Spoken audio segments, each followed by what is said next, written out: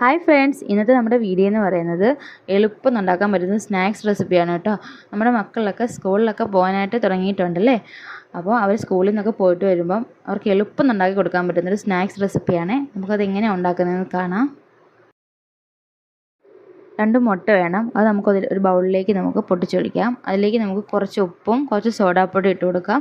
സോഡാപ്പൊടി കുറച്ച് മതി കേട്ടോ, ഒരു നുള്ളിട്ടാൽ മതി. ഉപ്പും കുറച്ച് മതി, ഓവറായിട്ട് വേണ്ട.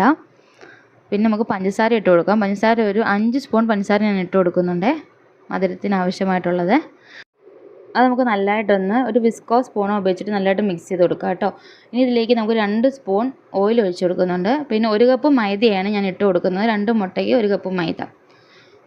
ഇനി നമുക്കത് നല്ലതായിട്ടൊന്ന് മിക്സ് ചെയ്ത് കൊടുക്കാം. അത് ജസ്റ്റ് ഒന്ന് മിക്സ് ചെയ്ത ശേഷം നമ്മൾ കൈ കൊണ്ട് നല്ലതായിട്ടൊന്ന് കുഴച്ചെടുക്കുക കേട്ടോ. നമ്മൾ നല്ലതായിട്ട് കുഴച്ചെടുക്കുമ്പോൾ ഈ ഒരു പരുവത്തിലാണ് മാവ് കിട്ടേണ്ടത്. അപ്പം വേറെ പ്രത്യേകിച്ച് കാര്യങ്ങളൊന്നും, വേറെ വെള്ളമൊന്നും ചേർത്തിട്ടില്ല. 2 മുട്ടയ്ക്ക് 1 കപ്പ് മാവ് എന്നുള്ളതാണ് കറക്റ്റ് അളവ്. ഒരു 10 മിനിറ്റ് നമുക്ക് റെസ്റ്റ് ചെയ്യാൻ വെക്കണം. എന്നിട്ട് നമ്മൾ എടുക്കുമ്പോൾ ഈ ഒരു പരുവത്തിൽ കിട്ടും.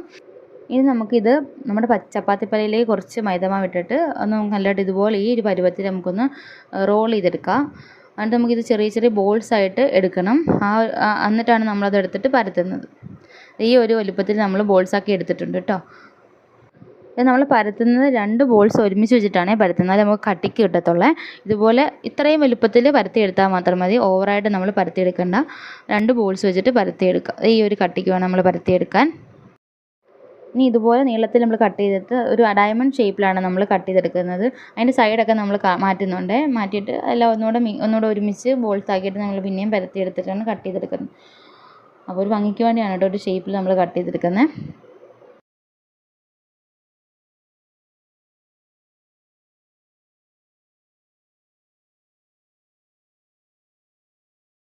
ഇതുപോലെ കട്ട് ചെയ്തെടുത്തിട്ടുണ്ട് കേട്ടോ. ഇനി നമുക്കിത് വറുത്തെടുക്കാവേ.